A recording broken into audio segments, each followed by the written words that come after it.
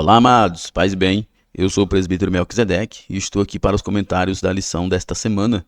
Lições bíblicas da editora CPAD, classe de jovens, segundo trimestre de 2026. E nesse trimestre nós estamos estudando sobre ideologias. E a lição de hoje, a lição de número 3, nos traz o tema A Falácia do Relativismo Ético-Moral. O relativismo ético-moral que se desenvolve no período conhecido como pós-modernidade, que surge nos meados do século XX, pós-Segunda Guerra Mundial, característico pela flexibilização da moralidade e dos valores. E nós estaremos conversando nessa aula sobre este tema e as implicações quanto à sociedade e quanto à nossa fé. Lembrando, meus irmãos, que você que gosta de ministrar com slides em sua igreja, seja um assinante do EBD em Foco. Sendo um assinante do EBD em Foco, você terá slides da revista CPAD, 100% baseado na revista, com imagens de qualidade prontos para serem usados e mais. Esses slides são editáveis e você pode fazer a mudança que você desejar para melhor atender a sua aula. O conteúdo da assinatura contém os slides das lições de adultos, slides das lições de jovens, mais bônus, slides de escatologia, slides de discipulado, sermões em PDF, curso básico de teologia e cursos diversos, incluindo cursos de capacitação para o professor da EBD. Nós temos também o aplicativo do EBD em Foco. Você acessa a sua Play Store e procure por EBD em Foco. Instale o nosso aplicativo e tenha acesso a todos os slides e subsídios produzidos pelo EBD em Foco na palma da sua mão. Para mais informações, acesse o site www.ebdemfoco.com ou entre em contato com a nossa equipe pelo WhatsApp 94DDD 984092869. Muito bem, vamos então para o nosso comentário. E o texto principal da nossa lição se encontra em Isaías, capítulo 5, verso 20, e é um texto clássico que exemplifica muito bem o que é o relativismo. O texto diz: ai dos que ao mal chamam bem e ao bem mal, que fazem da escuridade luz e da luz escuridade. E fazem do amargo doce e do doce amargo. Ou seja, Deus usando o profeta para dizer que é terrível você inverter os valores. Você chamar de bem o que é mal e mal o que é bem. Você chamar de luz as trevas e chamar as trevas de luz. Ou seja, você dizer que a luz é ruim e as trevas é que é boa. Chamar de amargo o doce e de doce o amargo. Ou seja, a inversão dos valores. Muito típico da pós-modernidade, muito típico do relativismo ético-moral. O resumo da nossa lição nos diz: a fé cristã afirma que Deus é fonte da moralidade, enquanto que a pós-modernidade, com o seu relativismo, diz que a moralidade é fluida, ela depende de cada momento da história. A fé cristã, a Bíblia, afirma que Deus é a fonte da moralidade. O evangelho não é moralismo barato, mas o evangelho tem um padrão de moralidade elevadíssimo, porque a palavra de Deus, a Bíblia, afirma que Deus é a fonte da moralidade e que seus princípios revelados nas Santas Escrituras são universais, o que é um dos detalhes mais importantes. Os valores, os princípios revelados na palavra de Deus são universais, são imutáveis e essenciais para uma vida justa, que o ponto de justiça é fundamental nessa discussão, porque a pós-modernidade, com seu relativismo e com a moralidade líquida, traz uma distorção grosseira sobre o princípio de verdade e justiça, que, violando esses princípios, certamente trará um grande caos social. O texto bíblico se encontra em Isaías 5, 20 a 23, e Romanos 1, 21 a 25.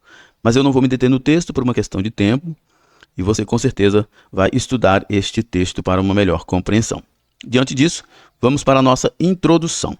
O relativismo ético-moral defende a ideia de que não existe valores morais absolutos e que o que é certo ou errado varia de acordo com a cultura, o período histórico ou a opinião pessoal. O relativismo ético, moral, vai dizer que todos os valores e verdades morais dependem do indivíduo e do tempo em que ele vive. Para nós entendermos melhor essa ideia, nós precisamos aprender um pouco do que é relativismo.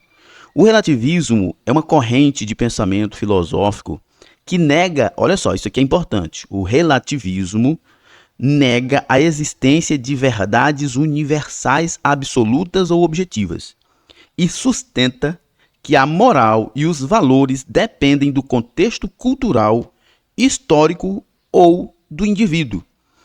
O relativismo defende que nenhuma perspectiva é considerada 100% correta, 100% absoluta, perfeita, mas é subjetiva ao indivíduo e ao seu contexto histórico e cultural, o que viola de forma grosseira os valores bíblicos, que tem como fonte o próprio Deus. E uma vez que tem como fonte o próprio Deus, não são relativos, não depende de tempo, não depende de cultura e não depende de indivíduo, depende de Deus que não muda. Os valores bíblicos são eternos e imutáveis e perfeitos, mas o relativismo é absolutamente contra isso, pois diz que todos os valores dependem do contexto e do indivíduo. Para nós continuarmos entendendo melhor essa ideia de relativismo ético-moral, nós precisamos também ver o que é ético ou o que é moral. Primeiro, o que é moral? Porque a moral são os valores, né? Os costumes, as normas que orientam o comportamento humano. É a partir do contexto moral que a gente pode dizer se um comportamento ele é ideal, ele é correto ou não. Se pode ser defendido ou não. Os valores, os costumes e as normas que orientam o comportamento humano em sociedade, definindo o que é considerado certo ou errado, justo ou injusto, isso nós chamamos de moral. E a ética está ligada à análise da prática da moral, do desenvolvimento da moral. A ética está ligada à definição do que é certo e errado. E o contexto do relativismo nos diz que tanto a ética, a análise, quanto a prática depende do contexto e do indivíduo e não é absoluto. Esse é o problema do relativismo ético-moral. Isso é um problema porque afeta a conduta das pessoas em sociedade. E isso muda os valores, afetando valores ou bens que são inegociáveis, como a vida, como liberdade, como justiça e verdade. Por isso que a Bíblia deve ser sempre a nossa regra, única regra de fé e prática, porque ela não viola esses bens universais da humanidade como verdade, liberdade e justiça. E o relativismo vai tornar estas verdades e bens universais da humanidade um momento da história. Vai torná-las fluidos, vai torná-las líquidos, fragmentados, que para uns têm valor e para outros não. Como nós vemos na primeira lição sobre a dialética de Engels e Marx, a dialética de Engels e Marx, elas defendem que os fins justificam os meios. E nesse aspecto, os valores, se eles impedem o fim, então podem ser contraditados, podem ser violados. E a Bíblia é absolutamente contra isso. A Bíblia defende que verdade é verdade, liberdade é liberdade e justiça é justiça e não justifica a quebra de nenhum deles. Tal pensamento afirma que cada um tem o direito de decidir o que é moralmente válido com base em seus próprios critérios subjetivos. O problema de decidir o que é moralmente válido numa convivência social, usando critérios subjetivos, é que a vida das pessoas não é subjetiva. Quando nós falamos de subjetivo, nós estamos falando de próprio do indivíduo. E a vida das pessoas, das pessoas, ela não é apenas própria do indivíduo, porque o indivíduo está inserido em sociedade. E todas as nossas práticas, todas as nossas condutas devem levar, sim, em consideração a comunidade e principalmente levar em consideração o Criador. Essa perspectiva ganha força especialmente em sociedades influenciadas pela pós-modernidade, onde o conceito de verdade objetiva é frequentemente rejeitado em favor da experiência pessoal e da pluralidade de visões e opiniões. A pós-modernidade, como nós falamos, que é aquele período pós-Segunda Guerra, aonde começa a se discutir, a se duvidar e a fragmentar todos os valores. Nesta lição examinaremos por que o relativismo moral é uma falácia enganosa e como ele afeta a fé e a sociedade. Ao rejeitar a existência de uma moral objetiva transcendente, esse pensamento desorienta o ser humano, conduzindo a autonomia destrutiva e a perda do senso de justiça verdadeira. O senso de justiça e verdade é fundamental para a vida em sociedade. E estes valores relativistas desorientam esse senso. E as consequências é, sem dúvida, caos. Caos social, e nós temos certeza, você pode observar, que alguém se beneficiará desse caos. Nós sabemos que nada é à toa nesse mundo, onde as ideologias estão presentes, estão imperando, elas querem dinheiro, querem poder político, querem domínio. E o caos social, o caos ideológico, o caos cultural sempre beneficia algum grupo. E é importante que a gente esteja atento quanto a isso. Em contraste, a fé cristã oferece um alicerce firme, baseado na verdade de Deus, que transcende culturas e épocas, convidando-nos a viver com fidelidade, amor e santidade. Lembrando que o que as pessoas viviam na antiguidade depende sim da cultura. Agora, os valores não, os princípios que estão extraídos ou estão presentes em Deus, na sua palavra, eles são perpétuos. Por exemplo, o princípio da dignidade está presente desde a antiguidade, o princípio da liberdade, o princípio da verdade, o princípio do direito está presente desde a antiguidade, e isso não se viola. Primeiro tópico, o conceito e a natureza do relativismo moral. Subjetividade e ética, né? O conceito de relativismo tem isso como base, subjetividade. O relativismo é subjetivo. Deixa eu contar uma história para vocês. No relativismo, a ética se torna uma questão de preferência pessoal ou da verdade da maioria, o que torna impossível distinguir entre justiça e injustiça. Só para vocês terem uma ideia do que é relativismo, né? Me lembro do meu fundamental maior, né? Acredito que 8ª série naquela época, que o meu professor me ensinou sobre relativismo, e a experiência que ele me fez passar foi: o tempo é relativo. E como eu sei que o tempo é relativo? Como eu sei que o tempo é relativo, vou pegar aqui um valor de tempo, né? 1 minuto. 1 minuto é muito ou é pouco tempo? Aí é que nós vamos dizer que depende. É relativo. Então, quando é relativo, é porque depende de circunstâncias. Depende de um contexto. Mas vamos lá, só para entender. 1 minuto é muito ou é pouco tempo? Depende. Porque se for para eu atravessar o país do Iapoque ao Chuí, 1 minuto é pouco demais. Não dá. É ínfimo pela distância que é o Iapoque ao Chuí. Mas e se for para eu ficar com uma brasa de fogo na mão? 60 segundos é muito tempo. É muito tempo. Então, o tempo é relativo nesse sentido. O relativismo diz que tudo depende. E a ética se torna uma questão de preferência pessoal. Não é absoluta. Depende do contexto em que cada pessoa está vivendo. Ou depende da vontade de uma certa maioria, que torna impossível distinguir justiça de injustiça. Porque se é para beneficiar uma certa maioria ou uma certa minoria, um grupo, e não é absoluto para todos, o senso de justiça e injustiça, de verdade e mentira, se desfaz. Porque é condicional, é relativo, é subjetivo. E a verdade não é subjetiva.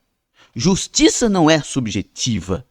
Essas coisas são objetivas. O que é justo, o que é verdade. E pronto. Mas o relativismo quebra, flexibiliza esses valores. Se a moralidade é decidida por gestos individuais, se não é objetivo, é subjetivo. Se é subjetivo, ou seja, se é do próprio indivíduo, então o que me impede de justificar ações como desonestidade, violência, egoísmo, imoralidade, roubo, enfim, tantas outras coisas. O que é que me impede? O que me barraria se os valores morais que conduzem a vida são próprios de mim mesmo? Se não há absolutos. Se não há absolutos, por que eu não posso ser o absoluto? Por que eu tenho que me submeter a um conjunto de ideias que elas mesmos, que eles mesmos, os defensores dessas ideias, dizem que não são absolutos? Por que eu não posso me tornar absoluto? Então é importante, o cristão, o professor deve trabalhar isso com seus alunos, que a gente defenda valores absolutos, porque os valores absolutos, eles são âncoras que impedem do barco naufragar, do barco partir para direções erradas. Nós precisamos de rocha para firmar os nossos pés e não viver pelo próprio indivíduo, até porque pela perspectiva bíblica nós somos seres humanos pecadores, caídos, e a nossa natureza é caída. Então tudo que nós propormos naturalmente estará contaminado pelo pecado e não haverá nada que possa de fato garantir que aquilo que propomos será bom. Então, a única certeza que nós temos de que aquilo que está sendo proposto é bom é quando nós temos Deus como padrão. Verdade e justiça se encontram em Deus. A ética cristã se opõe a essa subjetividade, pois se fundamenta em um Deus santo e imutável. Então, a gente já percebe que os nossos valores judaicos cristãos, a nossa ética é absolutamente contrária a esses fundamentos, a essas ideias, porque ela se baseia em Deus que não muda, que é objetivo, que é perfeito e eterno. O crente não vive conforme a opinião das multidões, mas segundo a palavra que permanece para sempre. Então, nossa única regra de fé e prática é a Bíblia. Então, nós precisamos ter entendimento bíblico para vivermos em sociedade, de modo que nós ontem no nosso encontro de senhores até falamos sobre isso, de modo que a nossa convivência seja uma convivência pacífica, não significando que a nossa convivência com o mundo seja de parceria, mas que nós não sejamos aquelas pessoas que trazem inimizades, mas que a gente possa viver de forma harmoniosa, mas que todos saibam a nossa verdade, e a nossa verdade é Cristo. Mesmo que o mundo declare algo como certo, o cristão deve sempre perguntar o que Deus diz sobre isso. Sem o padrão moral revelado por Deus, a humanidade caminha em trevas. Lembra do que os apóstolos dizem ali em Atos? É preferível, ou é melhor, obedecer a Deus do que aos homens. Não importa o que os homens dizem. Se violam os valores de justiça, verdade, amor, pureza que está em Deus, então nós não aderimos a esse tipo de pensamento, porque é contra aquilo que Deus nos ensina. Efésios 4, 17 a 19 diz: Isto, portanto, digo, e no Senhor testifico, que não mais andeis como também andam os gentios, na vaidade dos seus próprios pensamentos, obscurecidos de entendimento, alheios à vida de Deus, por causa da ignorância em que vive, pela dureza do seu coração, os quais, tendo se tornado insensíveis, se entregaram à dissolução para, com avidez, cometerem toda sorte de impureza. Então, essa é a realidade do coração humano. Essa é a realidade da vida do ser humano sem Deus. Então, não tem como, a partir disso aí, sair justiça, pureza e verdade. Mudança de valores. O relativismo ético promove uma moralidade fluida, na qual valores e princípios mudam de acordo com o espírito da época, tornando-se voláteis e subjetivos, sem bases sólidas, como um líquido que se transforma rapidamente. Nós vemos aqui em Jeremias 13, 23, que diz: Pode acaso o etíope mudar a sua pele, ou o leopardo as suas manchas? Então podereis fazer o bem estando acostumados a fazer errado? Então, tudo parte da premissa, ou da premissa verdadeira. Se a premissa é verdadeira, a realidade será verdadeira. Mas se a premissa é errada, não tem como o resultado ser certo. E o relativismo ético parte de uma premissa errada, da fluidez, da flexibilidade da moral. E a moral não é flexível. A moral deve ser pautada a partir do que Deus é. os nossos atos, a nossa conduta moral, ética, deve ser a partir daquilo que é bíblico, dos valores de Deus. Não podem ser voláteis, não podem ser próprios de nós mesmos, que nós acabamos de ver.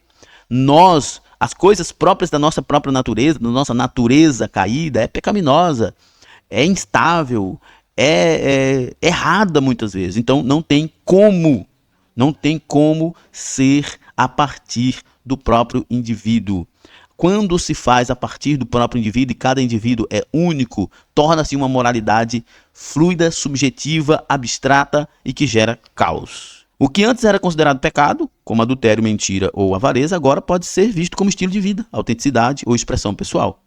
E isso leva ao esvaziamento do conceito de pecado e à perda do temor a Deus. Por exemplo, a questão do amor, por exemplo, né? Especialmente ligado à questão do homossexualismo. A questão do amor. Eles dizem que todo tipo de amor, toda expressão de amor é válida. Mas a partir de quem decidiram isso? A partir de Deus? Não, a partir do próprio ser humano. E eis aí o problema. Quando as coisas são tiradas da referência, né, ou a referência das coisas é o próprio ser humano, nós temos o esvaziamento do conceito dos valores, do que é certo e do que é errado. Porque é óbvio que nós estaremos sempre tentando validar a nossa própria vida. E a nossa vida, ela precisa estar debaixo do padrão divino. Se não estiver debaixo do padrão divino, então não tem nenhum tipo de valor. Esse valor é um valor equivocado. O valor da vida está em obedecer a Deus. Essa constante mudança de valores revela a instabilidade da ética relativista. O ser humano, sem uma base firme, acaba sendo levado por todo o vento de doutrina, sem direção nem discernimento. Lembrando de quando nós estudamos lá na primeira lição da dialética de Engels e Marx, né, que a dialética é tudo tese, antítese e síntese. E isso vai mudando todo o tempo, né? Tudo é tese, antítese e síntese. E toda síntese um dia vai ser uma tese e assim por diante. Então cria-se uma instabilidade. Por quê? Porque nada é verdadeiro, nada é absoluto. Então, a dialética de Engels e Marx defende o relativismo porque pressupõe que tudo um dia será tese e depois antítese e síntese. E a síntese volta a ser tese novamente. E assim terá que ser julgada, terá que ser desconstruída e reconstruída ao prazer de quem está fazendo. E isso é relativismo puro. E isso desconstrói valores. E isso causa instabilidade e caos na sociedade. O que hoje é considerado como direito, amanhã pode ser um escândalo. O que ontem era uma abominação, hoje é celebrado publicamente. Isso gera confusão moral e insegurança espiritual. Isso é um negócio tão difícil que há pessoas que já vêm a público defender, por exemplo, incesto e pedofilia, zoofilia e coisas do tipo. Então é importante que a gente tenha a consciência de que os valores são os valores bíblicos, os valores eles não podem mudar, porque se muda, perde-se o senso de justiça, verdade e liberdade, e isso é escravidão, sem dúvida. Influência do pós-modernismo. O relativismo moral floresceu no solo filosófico da pós-modernidade, que rejeita verdades absolutas e promove a ideia de que cada pessoa cria sua própria realidade, né? Esses são os valores da pós-modernidade. Até o finado filósofo Olavo de Carvalho dizia que a pós-modernidade é uma das teorias humanas mais imbecis que existe, porque ela tenta desconstruir a própria realidade e criar um mundo que não pode existir, completamente utópico. É uma doideira da mente humana. As pessoas que pensaram a pós-modernidade, sem dúvida, não têm nenhum equilíbrio mental, né? E o relativismo moral floresce desse solo, do solo que rejeita as verdades, do solo que fragmenta tudo e que torna tudo fluido e flexível, ou seja, tudo instável, sem nenhuma segurança e, óbvio, completamente caos. Isso resulta numa sociedade em que qualquer afirmação moral é imediatamente suspeita de ser opressiva ou intolerante, e onde tolerância significa aceitar todas as ideias, menos aquelas que afirmam absoluto.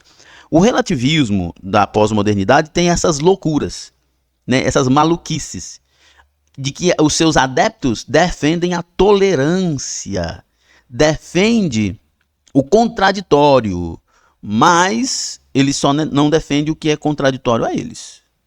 Eles só não defendem tolerância às ideias que dizem que existe absoluto.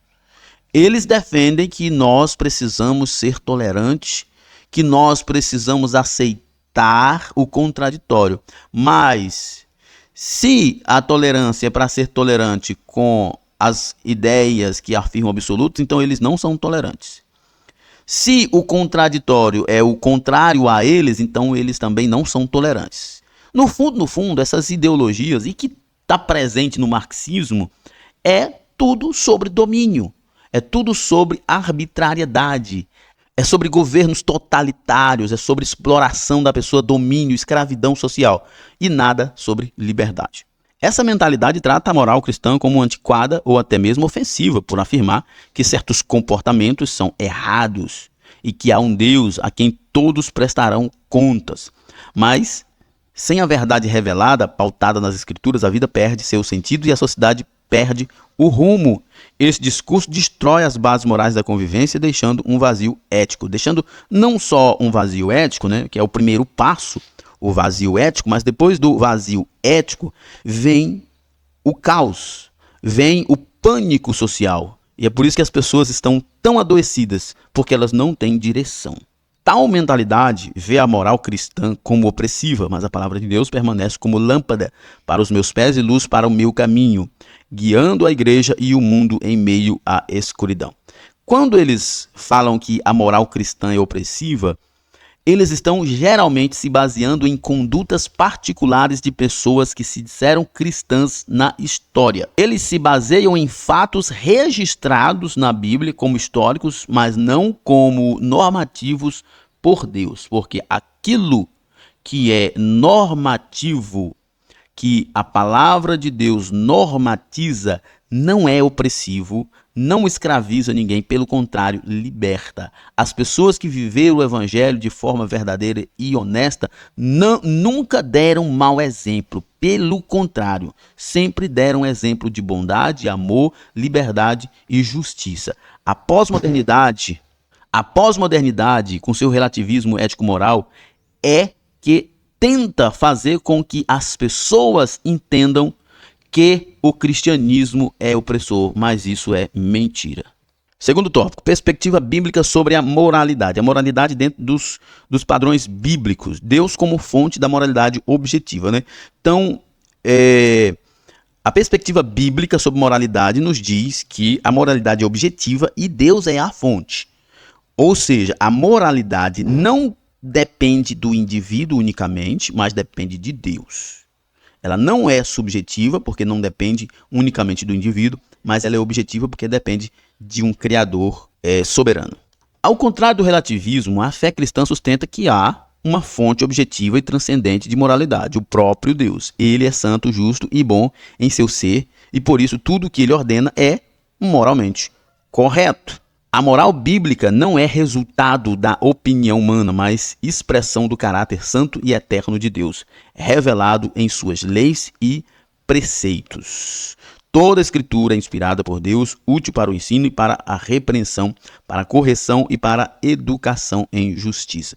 Tudo em Deus é moralmente correto. Quando alguém faz alguma coisa em nome de Deus de forma imoral, de forma incorreta, é preciso que se observe se a pessoa de fato está fazendo porque Deus mandou ou se está apenas fazendo em nome de Deus. Porque a pós-modernidade aprendeu a criticar a Bíblia por causa da conduta de pessoas que se diziam cristãs, mas que a gente sabe que não tinham um caráter de fato transformado por Deus. Que o caráter deles não era uma expressão do caráter de Deus. As Escrituras contêm a revelação desses princípios morais, Por isso, Filipenses 4:8 diz: finalmente, irmãos, tudo que é verdadeiro, tudo que é respeitável, tudo que é justo, tudo que é puro, tudo que é amável, tudo que é de boa fama, se alguma virtude há e se algum louvor existe, seja isso que ocupa o vosso pensamento. E Paulo está aqui falando sobre as Escrituras. Desde o Antigo Testamento até os ensinamentos de Jesus Cristo, vemos uma ética que transcende culturas e costumes, chamando o ser humano a viver em conformidade com a vontade divina. Há sempre uma crítica à realidade descrita na Bíblia no Velho Testamento, por causa da poligamia, por causa de guerras, mas é preciso entender duas coisas. O professor pode inclusive explorar isso com seus alunos. É preciso entender duas coisas. Primeiro, o que está escrito na Bíblia é muitas vezes a descrição de um fato. E o escritor, para ser honesto, precisa descrever o fato, mesmo que ele não seja moralmente aceitável, mesmo que ele não seja agradável. Segundo, as guerras, por exemplo, quando Israel chega em Canaã, ou em alguns momentos ali, por exemplo, em Jericó, que eles destroem a cidade de Jericó e matam todo mundo, inclusive crianças, animais, mulheres, Deus não está defendendo que essa seja a regra. Essa regra, você pode estudar a história, que ela não foi estabelecida por Deus. Ela era uma realidade das guerras naquele momento. E Deus então só diz para Israel o seguinte, é assim que eles agem, é assim que vocês vão agir, porque senão, se vocês não agirem assim, vocês serão atacados. Então, não era uma ordenança de Deus. Deus não estabeleceu que fosse assim. Deus só ensinou para Israel que a história naquele momento acontecia daquele jeito. Mas não significa que Deus defende essas coisas. Essa moral bíblica aponta para a dignidade do ser humano, a santidade da vida, a importância da verdade e o valor da justiça. Devemos ir na contramão deste mundo caído e longe da verdade. Então, a gente precisa entender, né? Dignidade, verdade, justiça, liberdade e beleza são valores, são virtudes inegociáveis. Todo mundo quer viver de forma digna e é inaceitável impor a indignidade a alguém. Todo mundo precisa da verdade e é inaceitável a mentira. Todo mundo precisa de liberdade. E a falta de liberdade é inadmissível. A escravidão é inadmissível. Todo mundo precisa de justiça. E a injustiça é inadmissível. A beleza é fundamental e não pode ser distorcida. Porque quando nós falamos de beleza, nós estamos falando de estética. E não é apenas um contexto físico, mas também abstrato. Por exemplo, a beleza da verdade. A beleza da sensibilidade, a beleza da compaixão. Então, são valores que não são relativos e que não podem ser relativizados, porque são bases para uma sociedade estruturada e forte. Natureza caída. A Bíblia revela que o ser humano, em seu estado natural, é pecador e inclinado ao erro. Desde a queda no Éden, o coração humano tornou-se corrupto. E a inclinação do homem é fazer aquilo que desagrada a Deus, né? A Bíblia nos revela que o ser humano, em seu estado natural, é pecador. Por isso, confiar apenas nos seus sentimentos, nas suas preferências pessoais, leva inevitavelmente ao pecado e ao caos. Então, olha só a condição, né? Jeremias diz isso lá em Jeremias 17:9, enganoso é o coração e mais corrupto que todas as coisas. Se o coração é dessa forma, né, tem até aquela questão de que os irmãos, muitas pessoas, né, e às vezes até os irmãos também dizem, siga o seu coração, faça o que o seu coração está pedindo. E o coração é enganoso e corrupto mais que todas as coisas, diz a palavra de Deus. Então, o ser humano, no seu estado natural de pecador, que não conheceu a Jesus, é um problema. E ele não pode, sendo um problema, trazer soluções. Contudo, Deus não nos deixou entregues à nossa natureza caída. Ele revelou sua vontade por meio da palavra e da consciência para que o homem soubesse discernir o bem e o mal e assim escolher Cristo. Mesmo que o mundo diga que cada um deve seguir seu coração, a Bíblia adverte que o coração é enganoso e que devemos confiar na direção do Senhor. A nossa natureza é caída e ela deseja sempre o mal, no sentido de que a nossa natureza deseja sempre nós mesmos satisfeitos, até em detrimento dos outros. Ou seja, nossa natureza caída ela é profundamente narcisista e egoísta. E Uma natureza narcisista e egoísta não pode criar valores perfeitos. Isso é básico. Não se vêem coisas perfeitas do que é imperfeito, contaminado. Lembra do princípio que Jesus diz que a árvore boa não produz maus frutos e a árvore má só produz maus frutos? Então nós temos que ter essa perspectiva, esse entendimento. O homem caído não vai produzir valores iguais ao de Deus. O verdadeiro entendimento vem do Espírito Santo, que convence do pecado e guia na verdade. Por isso, Jesus disse em João 16:13, quando vier o Espírito da verdade, ele vos guiará a toda a verdade, porque não falará por si mesmo, mas dirá tudo que tiver ouvido e vos anunciará as coisas que hão de vir. Ou seja, quando o Espírito Santo vier habitar-nos, aí muda o cenário. Muda o cenário de uma natureza caída para uma natureza governada pelo Espírito Santo. Aí sim pode melhorar as coisas, ou seja, melhora as coisas. Chamado à santidade. O chamado cristão é para um viver em santidade, conforme o padrão divino, e não segundo os valores deste mundo. Nós precisamos entender que nós temos um chamado específico. Nós somos separados para isso. Chamado à santidade. O chamado cristão é para um viver em santidade, conforme o padrão divino, e não segundo os valores deste século.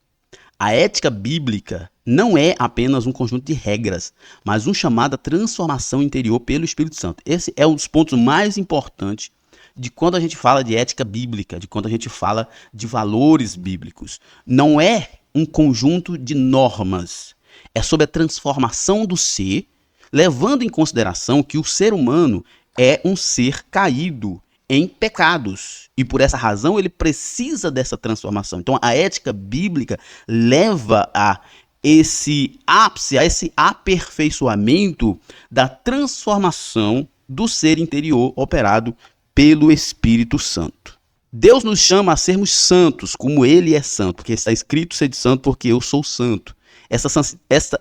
Essa santidade envolve pureza moral, integridade, compaixão, verdade e justiça. São valores indispensáveis, inegociáveis na humanidade. Não é uma adaptação ao mundo, mas uma vida separada para Deus, rejeitando os valores do mundo. Por isso, quando nós falamos de santidade, fomos chamados para a santidade, nós somos chamados para estar separado de tudo aquilo que contamina ou de tudo aquilo que é contrário a Deus. O apóstolo Paulo diz, não vos conformeis com este mundo, indicando que o cristão deve resistir às pressões culturais e viver de forma contracultural.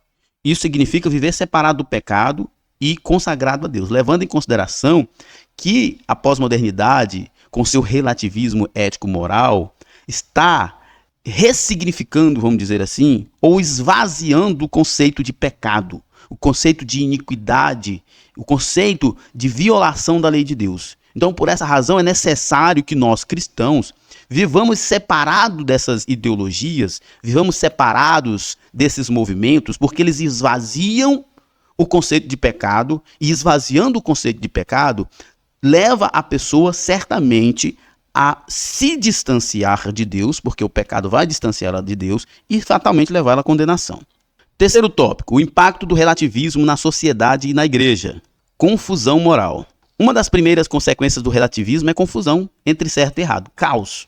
Né? Já falei isso lá no início. O relativismo, como ele destrói as bases, ele traz caos, traz confusão. E não se engane, sempre tem alguém buscando se beneficiar em razão desse caos. Por isso existem tantas pessoas defendendo a pós-modernidade e seu relativismo, porque ela gera confusão e essas pessoas ganham nesse caos. Sem uma referência moral objetiva, as pessoas já não sabem mais o que é pecado e o que é virtude. Isso é exatamente o que o profeta Isaías denunciou. Ai dos que ao mal chama bem e ao bem mal, em Isaías 5:20. Quando se apagam os limites morais, o erro se torna aceitável e a verdade ofensiva. A verdade se torna uma ofensa e o erro, a mentira, se torna uma virtude. Quando se apaga os limites morais, quando se quebra os limites morais, quando se flexibiliza, se relativiza a moral divina. Essa confusão é visível em várias áreas da vida moderna, nas leis, nos meios de comunicação e até na educação. Você pode perceber que nas leis legalizam-se práticas contrárias à vontade de Deus, nos meios de comunicação que celebram o pecado, suas novelas, seus filmes, suas reportagens, zombam da santidade de Deus, e até na educação, que ensina que cada um deve criar sua própria verdade. É ideologia de gênero, é relativismo ético-moral. A escola, que era para ser uma solução para as famílias, se tornou hoje em dia um problema. Sem um norte espiritual, que só o Espírito Santo é capaz de oferecer, a família sofre, a sociedade mergulha em incerteza e o mal se disfarça de bem. Fragilidade espiritual. A comunhão com Deus depende da observância à palavra de Deus. Quando os cristãos observam os valores relativistas, sua vida espiritual enfraquece e sua comunhão com Deus é comprometida. Esse é um ponto importante. Comunhão com Deus depende da obediência à palavra de Deus. Os valores relativistas enfraquecem a comunhão com Deus e destrói a vida do crente. Busque, irmãos, não estou dizendo que você tem que ser engessado, mas busque os valores bíblicos para que você tenha comunhão com Deus e não se perca nessa sociedade corrompida. O relativismo nos afasta da verdade. Se o pecado já não é reconhecido como tal, arrependimento se torna desnecessário. E o crente perde a sensibilidade à voz do Espírito Santo. Isso leva à frieza espiritual e à conformidade com o mundo. E o pior, leva à condenação eterna. O relativismo torna o arrependimento desnecessário e viola o valor central do Evangelho, que foi a primeira mensagem pregada por Cristo. Arrependei-vos. O relativismo, o professor deve explorar isso com seus alunos. Isso aqui é muito importante. O relativismo ético-moral da pós-modernidade esvazia o conceito de pecado. Ele diz que arrependimento é desnecessário. E uma vez que arrependimento se torna desnecessário, as pessoas serão condenadas. Porque o valor central do Evangelho é arrependam-se.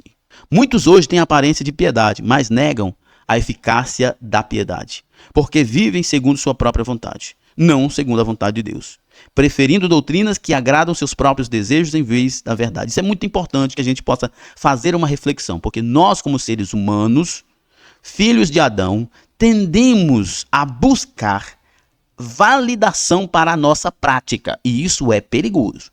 Dentro de um contexto social de relativismo moral, é muito difícil a gente não cair nessa armadilha de buscar validação para as nossas condutas, achando que está certo, levando em consideração aquele velho discurso maligno de que nós devemos seguir a nosso coração, seguir a nossa consciência. Gente, o nosso coração é pecaminoso. Nós temos que seguir a Cristo. Nós temos que obedecer a palavra de Deus. Uma espiritualidade sem compromisso com a verdade se torna superficial, emocional e instável. Uma espiritualidade sem compromisso com a verdade é mentira, é falsa.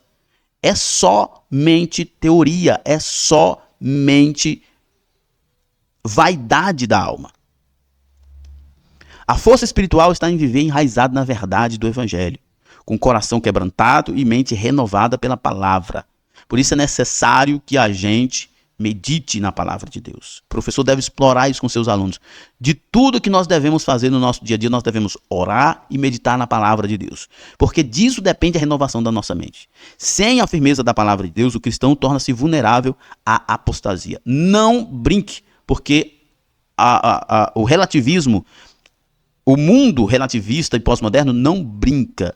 Eles estão atacando os nossos valores sem dó nem piedade, sem nenhum constrangimento, e não está preocupado se vai destruir quem quer que seja. A necessidade de uma igreja firme na verdade. Em tempos de relativismo, mais do que nunca, é necessário que a igreja seja uma coluna e firmeza da verdade.